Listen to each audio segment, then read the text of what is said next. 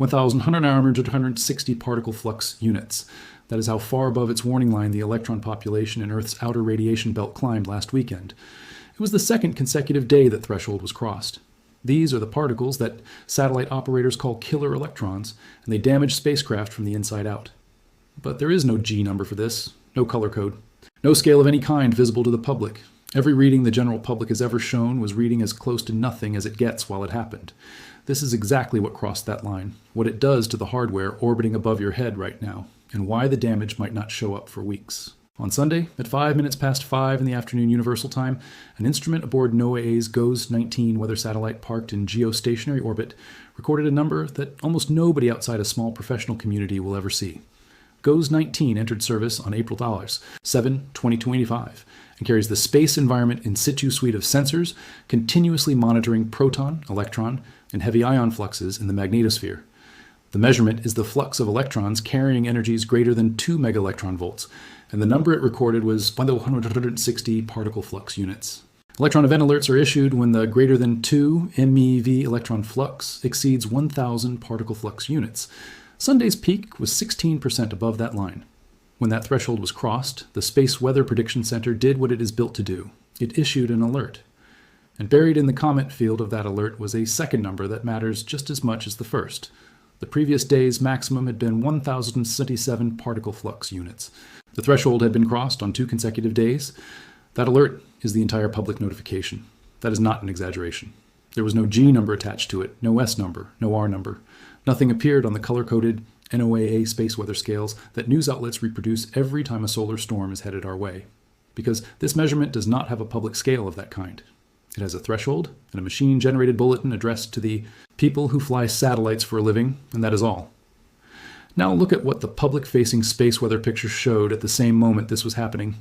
The geomagnetic field was quiet. That is not a characterization. That is the verbatim summary line from the Space Weather Prediction Center.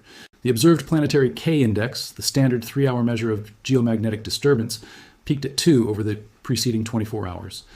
The threshold for a G1 minor geomagnetic storm, the weakest storm category on the public scale, is 5. Solar wind speed was 366 kilometers per second, down from roughly 550 the day before. The interplanetary magnetic field measured 5 nanotesla in total strength. The BZ component was sitting at +1 nanotesla, northward. That single detail matters more than its size suggests. When BZ points south, it connects to Earth's field and opens a door for solar wind energy to pour in. When it points north, the door is closed. It was closed. Auroral hemispheric power, a direct measure of how much energy is being dumped into the polar atmosphere, was 14 gigawatts in each hemisphere. Genuinely active conditions run around 50 gigawatts and above. The proton flux was sitting at background. And the NOAA scales read 0 across all 3 categories, R0, S0, G0. By every metric the public has ever been handed, last weekend was one of the quietest space weather days of the month. And out in the outer radiation belt, the particle population implicated in more commercial satellite damage than any other single space weather phenomenon was running above its alert threshold for a second straight day. The hazard indicator and the hazard scales were pointing in opposite directions on the same calendar day. That contradiction is the entire story. To understand why it exists, you need to understand what these particles actually are. Earth is wrapped in 2 donut-shaped regions of trapped charged particles called the Van Allen belts, discovered in 1958 by an instrument James Van Allen flew aboard Explorer 1. The inner belt sits relatively close to Earth. The outer belt is the one that concerns us, and it is populated by electrons that have been accelerated to energies where they travel at a large fraction of the speed of light. Geostationary orbit, the ring at roughly 186 kilometers altitude, where a satellite circles Earth once per day and therefore appears to hang motionless over one spot on the surface, is where the majority of commercial communications satellites operate. And geostationary orbit sits inside or right at the edge of the outer radiation belt for much of the time. That is not a design flaw anyone can engineer around. It is a geometric fact about where the useful orbit is and where the particles are. The people who operate those satellites do not call these particles relativistic electrons in casual conversation. They call them killer electrons. That term appears in the technical literature, and it is not marketing. High fluxes of energetic electrons are associated with a type of spacecraft charging referred to as deep dielectric charging. Deep dielectric charging occurs when energetic electrons penetrate into spacecraft components and result in a buildup of charge within the material. When the accumulated charge becomes sufficiently high, a discharge or arcing can occur. This discharge can cause anomalous behavior in spacecraft systems and can result in temporary or permanent loss of functionality. What makes them dangerous is not exactly that they are fast. It is what happens when something moving that fast hits a spacecraft. A slower charged particle, the kind that arrives constantly in the solar wind, stops at the outer surface. It deposits its charge on the skin of the satellite, where engineers have known how to deal with it since the 1970s. Conductive coatings, grounding straps, bleed paths. The charge accumulates on the outside and gets equalized away. That process is called surface charging. It is a largely solved problem. Relativistic electrons do not stop at the skin. They pass straight through the outer structure of the spacecraft and come to rest deep inside it, buried in whatever insulating material happens to be in their path. Circuit board substrates, the dielectric layers inside coaxial cables, potting compounds, the resins that hold components in place. These are materials specifically chosen because they do not conduct electricity, and that is exactly the problem. The charge arrives, it stops, and it has nowhere to go. This mechanism has its own name, internal charging, sometimes called deep dielectric charging or bulk charging. It is a fundamentally different phenomenon from surface charging, and it took decades longer to fully understand. Picture the process over days rather than seconds, because that is the timescale it runs on. The flux goes up. Electrons stream into the spacecraft and stop inside its insulation. More arrive. The buried charge accumulates, and as it accumulates, an electric field builds inside a solid material that was never designed to hold one. Every insulating material has a breakdown strength, a field intensity above which it stops insulating and starts conducting violently. When the internal field crosses that line, the material fails. What follows is an internal electrostatic discharge. In physical terms, it is a miniature lightning bolt going off inside the satellite's own insulation, and it couples an electrical transient into whatever circuitry is nearby. The satellite then receives what is, from its own point of view, a completely valid command that nobody sent. A switch throws, a setting changes. A control loop reads a value that is not real and acts on it.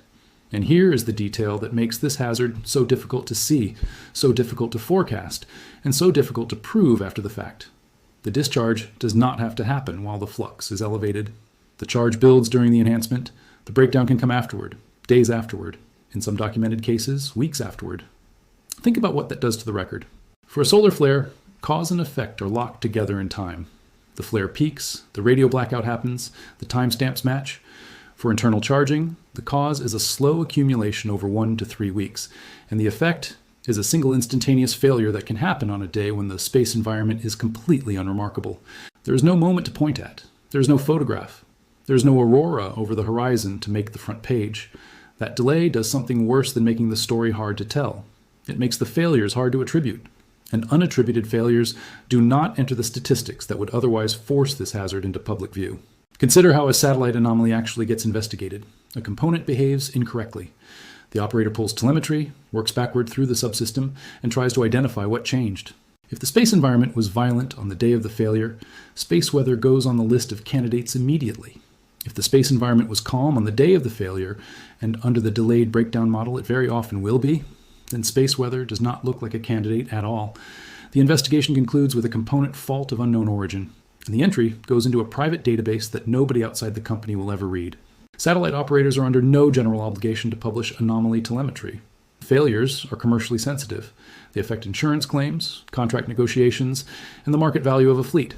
So the public record of space weather-related satellite damage is not a complete accounting.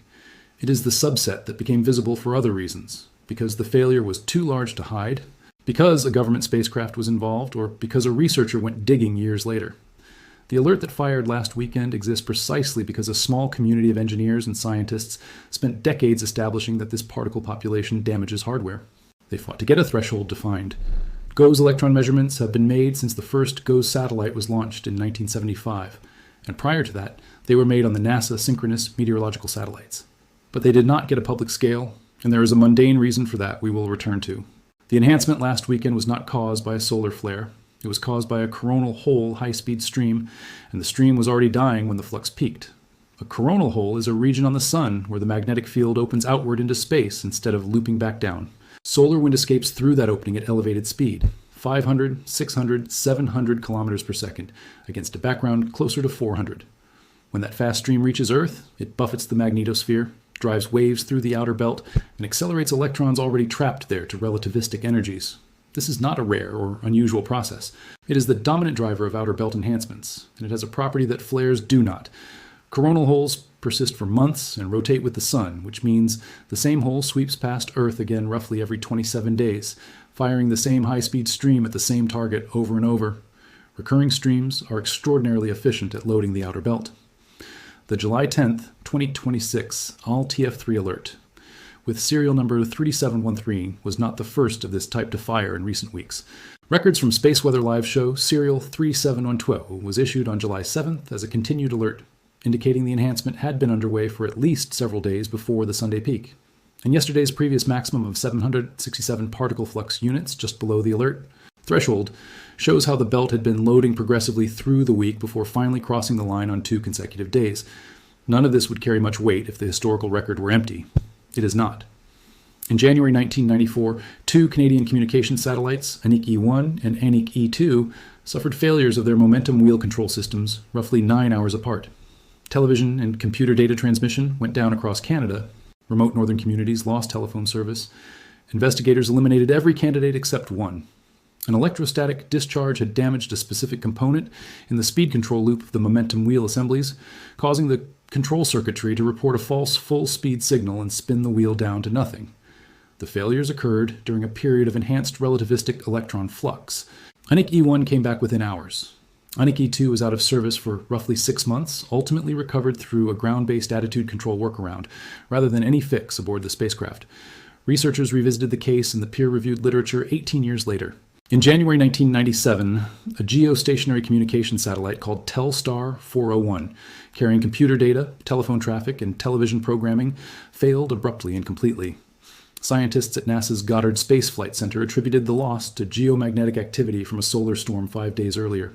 The satellite's reported value was around $200 million. In autumn 2003, during the storms now known as the Halloween events, NOAA's own retrospective documentation states that roughly 59% of deep space missions and satellites across all orbits experienced anomalies. Japan's Adios 2 ended its mission that October when its solar power system failed, carrying a NASA instrument reported at around $150 million. Astronauts aboard the International Space Station moved into shielded areas. Airlines rerouted away from the poles. A power grid in Sweden tripped. In April 2010, a geostationary satellite called Galaxy 15 stopped responding to ground commands while its transponders kept broadcasting. It drifted uncontrolled through the geostationary belt for more than 8 months with a live payload, threatening interference with every satellite it passed. The industry nickname was the Zombie Sat. The operator concluded the cause was an electrostatic discharge that corrupted the satellite's onboard software, though the company stated publicly that the exact cause may never be definitively known. That is a real disagreement between a company that owned the hardware and a research community reading the environment around it, and it has not been settled. There is one more case, and it is the strangest because it is the only one where humans caused the particle environment deliberately. In July 1962, the United States detonated a 4-megaton nuclear warhead, roughly 400 kilometers above the Pacific Ocean, in a test called Starfish Prime. Among its effects was an artificial belt of trapped electrons that persisted for something on the order of a decade, and at its peak was more intense than the natural belts. At least 7 satellites were disabled. Telstar 1, the spacecraft that had relayed the first live television across the Atlantic, worked normally until November, when radiation from the artificial belt made its command channel behave erratically. On November 23, 1962, the command channel stopped answering. Britain's first satellite was damaged, so was Transit 4B. Roughly a third of everything then flying in low Earth orbit was affected. The point is not the bomb. The point is that this is the one occasion when humans increased the trapped electron population on purpose, and then watched what it did to spacecraft. The clearest causal demonstration on record that trapped relativistic electrons, not flares, are what kill satellites over the medium term. Individual case studies establish that something can happen. Statistics establish how often. In 2015, 2 researchers at MIT published an analysis examining 26 failures of solid-state power amplifiers across 8 geostationary communication satellites over 16 years of operation. Solid-state power amplifiers are the components that boost a signal before it is beamed back to Earth. When one fails, the satellite is still alive, but a piece of what the operator sells stops working. Precisely the kind of quiet, partial, commercially awkward failure that never makes a headline. 3 findings emerged from that work, and each one reshapes how you should think about last weekend's number. The first, most of the failures did not cluster at solar maximum, when flare counts peak and space weather makes the news. They clustered during the declining phases of the solar cycle. The second, The anomalies occurred at a rate higher than chance would predict when the accumulated electron fluence over the preceding 14 and 21 days was elevated. Not the peak flux on the day of the failure, but the accumulated dose over the previous 2 to 3 weeks. The controlling variable was history, not the weather on the day of failure. The third, when the team modeled the amplifier subsystem directly, the electric field building inside the dielectric material of the radio frequency coaxial cables over those 14 and 21-day windows was high enough to cause dielectric breakdown. The mechanism, the timescale, and the counterintuitive timing all landed in one paper. Set that against a result from 2003, in which researchers analyzed how the outer belt responded to 276 geomagnetic storms across 11 years. Roughly half of those storms increased relativistic electron flux. About a quarter changed almost nothing. About a quarter actually decreased it. A geomagnetic storm is close to a coin flip as a predictor of whether the killer electron population goes up or down, which means the one public scale that does exist, the G scale, is a poor proxy for the hazard that has no scale at all. The declining phase finding deserves more attention than it usually gets, because right now the sun is in exactly that phase. The sunspot number for June 2026 was 94. 4. The 10 7-centimeter radial flux was 138.21. Both are down. The 12-month trend is minus 20.2 compared with a year ago, and the monthly sequence has been sliding since it peaked at 133. 7 in August 2025. The cycle is descending. Read casually that says the danger is falling. The physics says something more complicated. At solar maximum, the dominant drivers of space weather are flares and coronal mass ejections, sudden, dramatic, extremely well covered, and mostly transient in what they do to the radiation belts. As the cycle declines, large coronal holes take over as the dominant driver. And coronal holes have a property that flares do not. They persist for months and rotate with the sun, meaning the same hole sweeps past Earth roughly every 27 days, firing the same high-speed stream at the same target over and over. Recurring streams are extremely efficient at loading the outer belt. So the period when public attention to space weather naturally declines because the flare count is falling and the headlines dry up is plausibly the period when this particular hazard is at its most persistent. That is not speculation added on top of the data. It is what the amplifier study found in the anomaly record across 16 years of hardware. Look at what the sun actually did in the last 48 hours. The point sharpens. There were 2 M-class flares, both from the same decaying active region, an M3. 2 on Sunday afternoon, with a Type 2 radio sweep indicating a shock front moving at over 1,000 kilometers per second, and an M1.0 early yesterday morning. Those are real events. The first one produced a minor radio blackout. The magnetosphere registered essentially nothing from either of them. The one measurable particle effect of that entire window was the electron flux. The one with no scale, no color code, and no headline. 3 things are worth tracking from here, and each one has a date attached. The first is Thursday, a coronal mass ejection associated with Sunday's M3. 2 flare has preliminary modeling, suggesting a possible arrival late Thursday.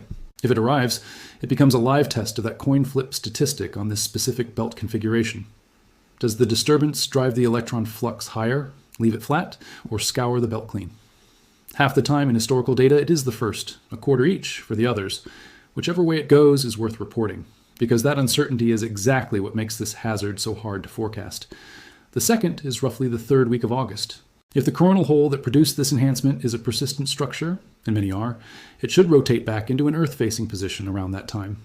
If the electron flux crosses 1,000 particle flux units again on roughly that schedule, it confirms a recurrent stream pattern and tells us the outer belt is being loaded repeatedly by the same solar structure.